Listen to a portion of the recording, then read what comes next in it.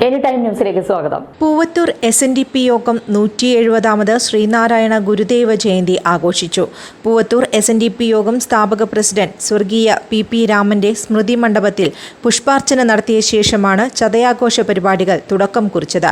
തുടർന്ന് ഗുരുമന്ദിരത്തിൽ പൂവത്തൂർ SNDP യോഗം പ്രസിഡന്റും PP രാമന്റെ കൊച്ചുമകനുമായ ഋഷി പൽപു പതാക ഉയർത്തുകയും ഗുരുദേവന്റെ പൂർണ്ണകായ പ്രതിഷ്ഠയിൽ പുഷ്പാർച്ചനയും നടത്തി. പൂവത്തൂർ SNDP യോഗം vice president Bhaskaran Mukkola, secretary Radhakrishnan, Jayaprakash Velath, Suresh Pillattil, TV Jagadeesh, Abhimanyu, Anoop Panikkassery, Shaiju Pillattil, Sugunan Valiyil, യോഗം ഭാരവാഹികൾ ഉൾപ്പെടെ നിരവധി പേർ പങ്കെടുത്തു. News desk any time news.